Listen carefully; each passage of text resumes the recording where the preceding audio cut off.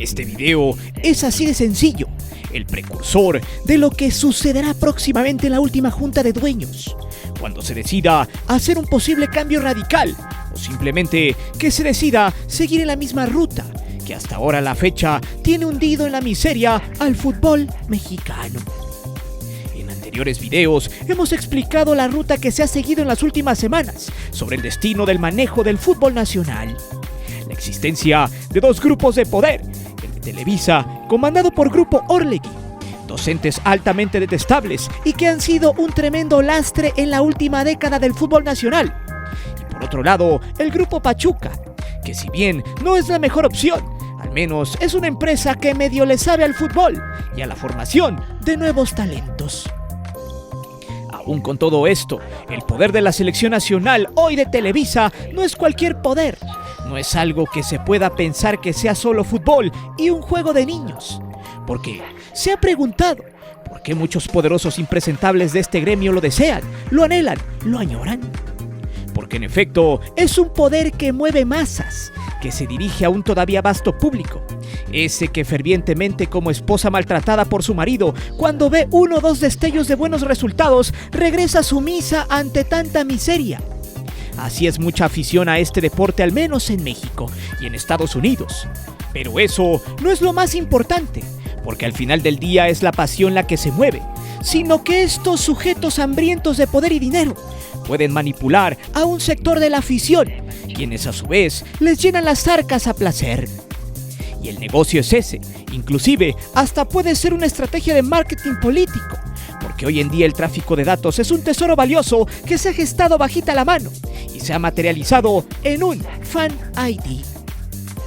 Pero lejos de todo ese círculo de porquería, lo que muchos medios tradicionales muestran en sus secciones nocturnas de resúmenes de noticias y goles es el tema del técnico de la selección.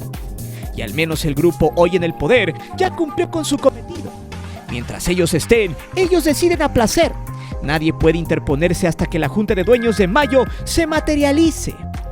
Por eso, Diego Coca, otro argentino, ha llegado a la gran silla presidencial del Tri de manera interina, porque el plan es afrontar algunos juegos de la Nations League, como estaba estipulado. Pues no es el técnico que lleve, al menos por ahora, el proceso al Mundial del 2026, donde México no se eliminará con nadie. En anteriores videos hemos explicado todo lo que gira en torno a esta incertidumbre, donde Televisa tiembla porque le arrebaten el poder, y en complicidad con el cabildero Orlegui. Estos se han anticipado, han nombrado a Ares de Parga para que sea el perro defensor de su proyecto de marketing, al impresentable y marrullero de Ordiales, quien será el que disque busque técnico, pero habrá 5 que levanten el pulgar o lo dejen abajo. Eso no es democrático y solo aboga a que el dedazo, como siempre, se hará presente. Pero aquí hay una salida, y no solo es en la Junta de Dueños donde Pachuca intentará arrebatar el poder de la selección y del fútbol mexicano, sino que detrás de toda esta miseria se encuentran historias que valen la pena señalar, de tipos que han sufrido para llegar a donde están. Algunos vetados casi de por vida, otros abandonados en las penumbras de la Liga de Expansión, y que quizá tengan la pasta para tomar las riendas del fútbol en selección. Ponga usted mucha atención, porque este video es esa pequeña luz en el camino para rescatar al fútbol mexicano. Porque la primera piedra es conocer y valorar a personajes que no tienen siquiera un cuadro a cámara, y que no lo tendrán, pero que han sufrido en demasía por el fútbol, y que sobre todo sus resultados están comprobados. Sin embargo, no tienen permitido regresar a México, o en su defecto, no son delfines de los dueños. O simplemente levantaron la voz, opinaron desde su sentir, y eso les molesta. Pero más les enoja que quizás sean la solución, si es que Pachuca y asociados se hacen del poder del fútbol mexicano. Ojo, porque esto usted no lo verá en otro lado. Es por eso que hoy te presento los abandonados, los técnicos que deberían dirigir a la selección mexicana. Antes de seguir con el video, te invito a suscribirte al canal, activa la campana para que recibas todas las notificaciones de nuestro material y de las narraciones en vivo. Y también ya puedes hacerte miembro del canal, donde recibirás contenido extra muy fregón, solo para el que quiera ponerse guapo. Te divertirás, te lo aseguro.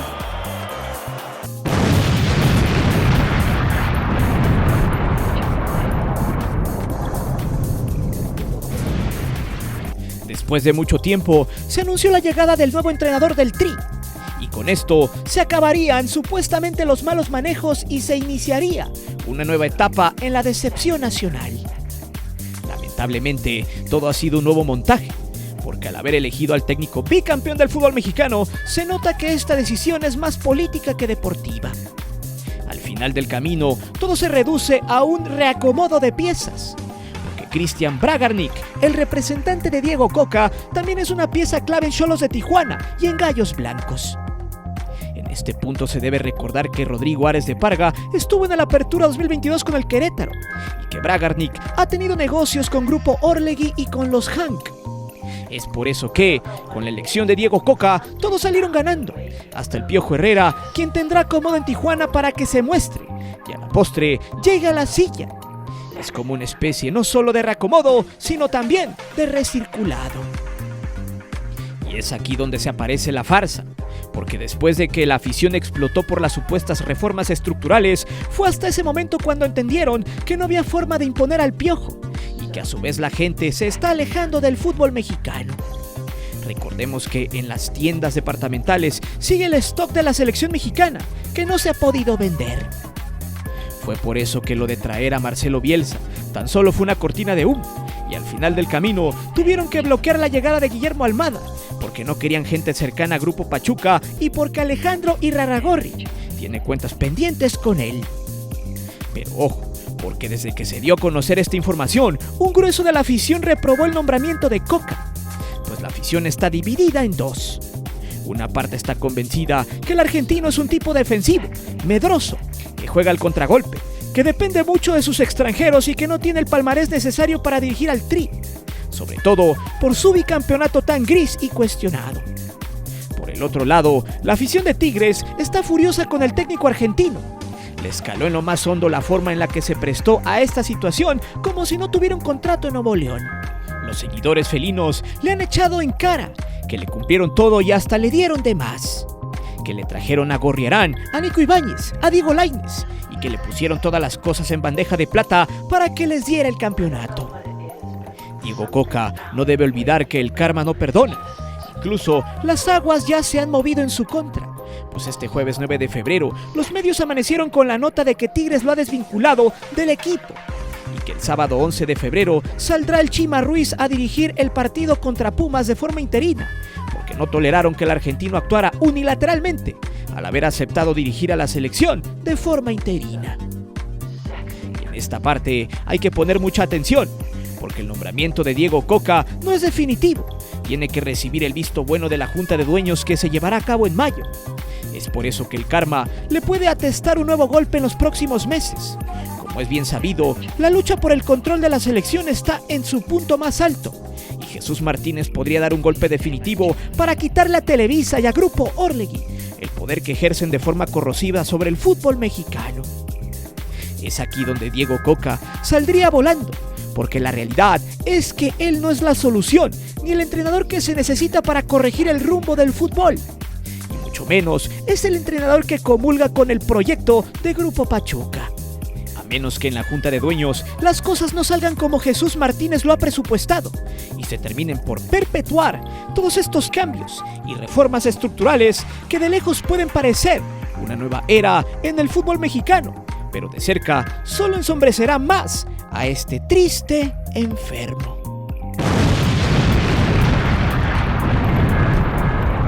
En la ronda de preguntas y respuestas de la conferencia ofrecida por John de Luisa, salió a relucir el nombre de Matías Almeida, entrenador que conoce a la perfección al fútbol mexicano, que le cambió la cara al rebaño sagrado y que demostró que tenía las credenciales y la experiencia para tomar las riendas de la selección mexicana de Televisa. No obstante, el Delfín de Azcárraga dijo que sí lo habían contemplado, pero que al tener contrato con el AEK de Atenas, había quedado fuera de la contienda. ¿Quién diría que al poco tiempo se inclinarían por un entrenador dirigiendo y con contrato firmado? Obviamente John de Luisa jamás le diría a los medios que Almeida está vetado del fútbol mexicano hasta que limpie sus rencillas con Amaury, el cineasta Vergara. Y para que entiendas mejor este veto, te recordaremos esta polémica. El pelado quien siempre ha visto por el jugador, le permitió a las Chivas salir a calentar en un partido de la Conca Champions, vistiendo una playera donde exigían un pago de primas que no les habían pagado exhibiendo a los Vergara a nivel internacional. Por si lo anterior fuera poco, más adelante se filtró que el cineasta y el técnico argentino se hicieron de palabras al calor de las copas y que estuvieron a punto de llegar a los golpes por el tema de los adeudos. Los roces de Almeida con los Vergara y el hecho de que Amaury formara parte de la comisión para elegir al entrenador de la selección de Telehuila fueron lapidarios para que el pelado no fuera considerado en la puja para tomar las riendas del fútbol mexicano. Y en este renglón, le duela a quien le duela, el técnico del AEK de Atenas era una buena opción. De hecho, si hablamos de extranjeros, él y Bielsa deberían de estar en la baraja de quien ame al fútbol, porque tiene como ley de la vida el respeto al jugador y a la esencia de este deporte. De hecho, el pelado dijo en una entrevista lo siguiente: trato de ser honesto, sincero y franco con los jugadores. Desde ahí, creo que la carrera de entrenador para mí se basa mucho en la cuestión mental. Almeida es un tipo obsesivo con los sistemas, con las formaciones y se defiende atacando. La base de su trabajo inicia en el vestidor, se gana la confianza de su plantilla y traza el parado de juego que beneficie al espectáculo, que sea adecuado para su equipo y que le permita desarrollar su idea de juego. Con lo anterior, se demuestra que al argentino no le importa el dinero, mucho menos el reflector ni la fama, y su objetivo es el buen funcionamiento de los equipos. Su palmarés lo respalda. Esta filosofía la fue acuñando con el tiempo y se gestó desde que tomó el timón del River, cuando los millonarios perdieron la categoría. Incluso le dijeron que estaba loco por tomar a River en esas condiciones, pero él se sentía en deuda con la afición y con el club. Fue por eso que decidió tomar al toro por los cuernos. Comenzó a desarrollar su clásico 3-3-1-3 y al poco tiempo regresó a River al máximo circuito argentino. De hecho, su filosofía la ha llevado consigo desde ese entonces a cada país donde ha dirigido, tanto en la Liga MX como en la MLS y ahora en el fútbol griego. Pero encontrar su fórmula no fue fácil, sufrió muchas críticas y sobre todo, le ha costado mucho trabajo convencer a los futbolistas sobre el amor, la pasión y el respeto que se le debe tener al fútbol y a los colores de su equipo. Matías Almeida no es un técnico de aula, tampoco de esos que se forman en los másters, entre comillas, de los equipos top del fútbol europeo.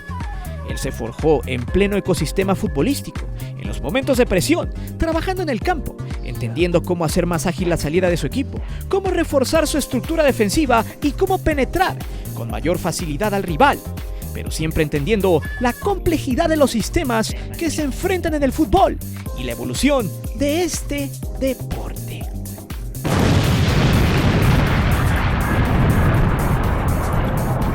El único pecado de Mario García para estar borrado del fútbol mexicano es decir lo que piensa.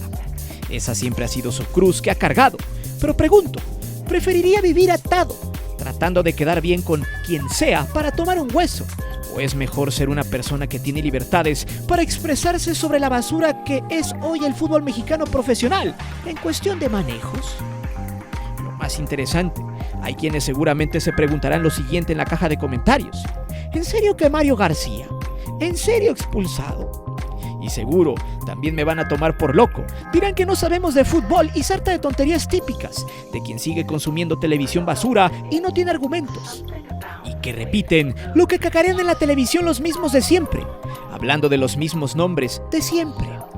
Sin embargo, pocos conocen a Mario García Coballes, un tipo que de la nada ya hizo bicampeón al Atlante en la Liga de Expansión. Lo más interesante de todo esto es que no falta quien ningunee esta liga y diga que allí no hay nada bueno.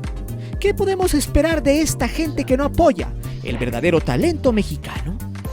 En serio, se pegan un balazo en el pie, pero son los primeros en quejarse del fútbol y de que no hay soluciones y tantas cosas absurdas y tontas. En fin, en una entrevista y luego de ser campeón con el Atlante, final que ganó en el Apertura 2022, previo a la justa mundialista, García no se quedó callado y en la cancha de la Azulgrana, previo a esa final con el Celaya, dijo lo siguiente: lo que necesita México es trabajo inteligente con una metodología a la mexicana para encaminar al joven mexicano a triunfar. Pero, ¿qué quiso decir con esto? Simplemente, cuando le preguntaban qué opinaba de la liga y por qué no había talento, Mario García les dio a entender que se ha probado tanto en México las sustancias de otros países, españolas, argentinas, colombianas, y ninguna ha funcionado. Todas llegan al mismo resultado en los últimos años, incluso con gente mexicana que solo vive del reflector y poco o nada le importa el desarrollo del talento. Pero pocos han entendido el verdadero mensaje de Mario García. Dirán que no tiene palmarés, que no le sabe el negocio, que es un tipo desconocido. Quien piense o asegure eso, ve el fútbol de espaldas. García lleva más de 20 años siendo un técnico que ha estado arrumbado en la división de plata, pero que ha sido ganador, y no solo en el aspecto de logros en la cancha, sino en lo mental. Mario García le ha devuelto al Potro un estilo de juego, la esencia ganadora. Fue la mente maestra detrás del Dorados de Maradona. Como auxiliar, fue campeón con el Atlante en el Clausura 2007, con la Jaiba Brava en el Clausura 2016, a quien le guarda cariño y es capaz de meterse a la tribuna a ver sus juegos.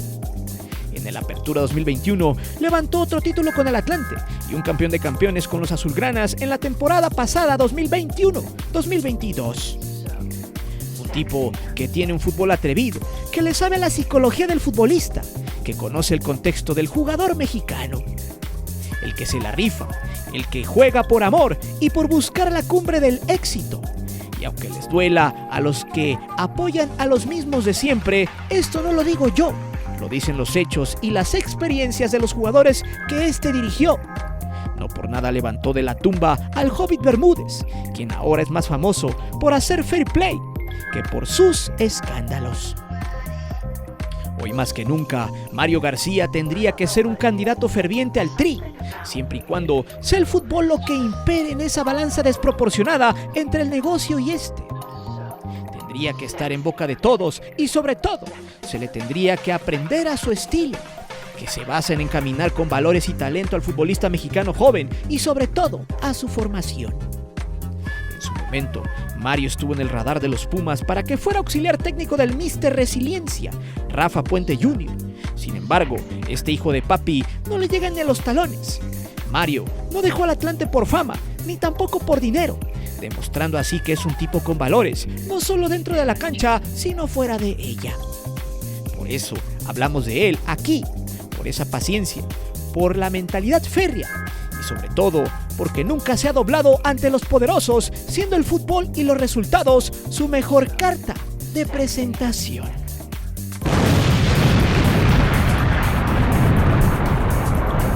Pregunto, ¿alguien recuerda al Negrito Hernández? Roberto Hernández es un tipo de fútbol, como bien lo dice el título anterior, porque este deporte fue lo que hasta ahora siempre le ha llenado, no solo de pasión, sino de felicidad. Toda su vida, amante del conjunto purépecha, del Atlético Morelia, y mente maestra en varios éxitos de ese equipo dentro del campo y fuera de él. Estoy totalmente seguro que pocos lo conocen, pocos han escuchado de su metodología de entrenamiento, y de que en su etapa de auxiliar en el máximo circuito, fue quien le dio su juego espectacular a los extintos Monarcas Morelia.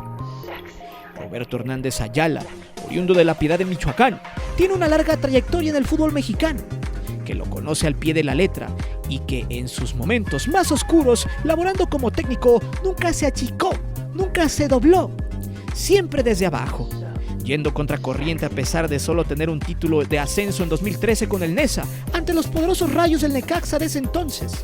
Luego, perdería el ascenso a Primera División ante La Piedad de Fidel Curi Grajales en ese año. Pero Roberto fungió como asistente y técnico de Monarcas Morelia en distintas etapas. Ganó partidos, colaborando con Enrique Mesa, en una de las mejores temporadas del cuadro michoacano, y dio parte de su vida por el club hasta que no encontró trabajo en la Liga de Ascenso. Relegado, porque el equipo que quería contratarle no le daba banda ancha para poder dirigir a placer, decidir ni expresar sus ideas dentro de la cancha, y por eso tomó el reto en 2021 de ir al fútbol guatemalteco, donde terminó por hacer campeón por primera vez en la historia al club malacateco. Gracias a eso, y a que la directiva de Cimarrones de Sonora estaba buscando construir un proyecto desde sus cimientos, tuvo la dicha y el atrevimiento de invitar al entrenador mexicano, y en su primera temporada llevó a los Cimarrones de Sonora primero a colocarse en una liguilla directa de la Apertura 2022. Pero el reto era muy duro, pues un torneo antes los sonorenses habían llegado hasta la final perdiendo con el Atlético Morelia. Sin embargo, en las palabras de la presentación de Jorge, el mensaje estaba claro, pues dijo lo siguiente: estoy dispuesto a lo que tenga que hacer para que este equipo logre sus objetivos, que los tengo muy claros desde el inicio. Por eso decidimos tomar este reto y no tengo temor a decírselos. Una es seguir formando jugadores. Este club se ha caracterizado por formar jugadores, por tener jugadores regados en todo el fútbol nacional, pero también ser campeones. Es algo que tenemos en mente, una meta. Los Cimarrones de Sonora volvieron a jugar liguilla directa. Se metieron en cuarto lugar haciendo 30 puntos con 8 victorias, 5 empates y tan solo 3 derrotas, 29 goles a favor y solo 16 en contra, superando con creces los números del torneo anterior. Cimarrones tomó venganza y venció al campeón Morelia en cuartos y se coló hasta semifinales, donde cayó con el Celaya con la cara al sol, mismo que terminaría cayendo con el Atlante de Mario García. Los equipos de Roberto Hernández tienen algo en común: nunca se achican, están preparados para los retos y la forma de jugar es totalmente bravía. Así como Mario García, Roberto Hernández conoce en demasía el contexto del futbolista mexicano a tal grado de entender sus necesidades y el cómo sacarle su mejor versión al jugador con menos confianza. Si hablamos de fútbol, Roberto es un tipo que sabe mucho y que tendría que estar sí o sí en el radar de quien ame este deporte y, sobre todo, de quien desee ver a México triunfar.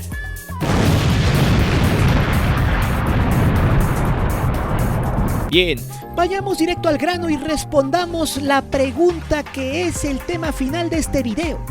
Y la respuesta es: simplemente porque todo funge como esa falsa ideología de que lo hecho en México está mal hecho, y lo que para ellos, los sátrapas dirigentes, es que un técnico extranjero vende más, se adapta más al estilo de marketing. Pero sobre todo, esto da igual, siempre y cuando el técnico tenga ambiciones personales y les ayude a vender. Es por eso que hoy es Diego Cocca el técnico del Tri, aunque no tenga más mérito que haber ganado 2 títulos dudosos con el Atlas y ser ferviente caudillo de Grupo Orlegui. Sobre Miguel Herrera, sabemos muy bien que no se descarta que sea el técnico que dirige al Tri en el Mundial Tripartito, siempre y cuando el grupo que sigue aún en el poder conserve ese poder. Pero, ¿saben qué es lo peor? Es que los dueños del Tri y de la Liga se la saben tan bien que hoy más que nunca hay quienes apoyan a Diego Cocca. Se les hace una propuesta fresca, entre comillas, aunque solo obedezca a mantener a los carroñeros en el poder. Pregunto, ¿Diego Cocca conoce el contexto del futbolista mexicano? Muy poco. Su trayectoria lo dice. Solo ha dirigido 166 partidos en México, contando los que tiene con Tigres, pues tan solo con su etapa en Racing, sumó 105 partidos dirigidos, contando que tuvo varias temporadas con otros clubes argentinos, pues en total en su carrera Cocca ha dirigido 457 partidos. Solo haga la resta, tan solo el 36% del total han sido en México, el otro 54% en Argentina. Pero a la gente de pantalón largo le gusta no solo el circo sino el poder, relegando a los verdaderos técnicos mexicanos, quienes han trabajado una vida en nuestro país y entienden lo que necesita el fútbol en estos tiempos de agonía. Es por eso que algunos seguirán pensando ese viejo y desgastado adagio: lo hecho en México está mal hecho. ¿Quién diría que la misma élite mexicana del fútbol aplicaría cada 4 años la de los españoles en tiempos de conquista? El vender espejitos que muchos mexicanos les gusta comprar, engañar a bobos y, sobre todo, repitiendo 1000 veces una mentira hasta que ésta se convierta en una horrible realidad. Pero dime, ¿crees que estos técnicos propuestos, Mario García, Roberto Hernández, Matías Almeida, son excelentes propuestas para rescatar al fútbol nacional en selección? ¿Qué otra propuesta tienes que no sean los mismos de siempre? Argumenta si es que sabes de fútbol. Por ahora, déjame saber tus respuestas aquí abajo. Recuerda que aquí leemos siempre los comentarios. Únete y suscríbete al canal y activa la campana de notificaciones. Mi nombre es Guillermo Antonio. Nos vemos hasta la próxima.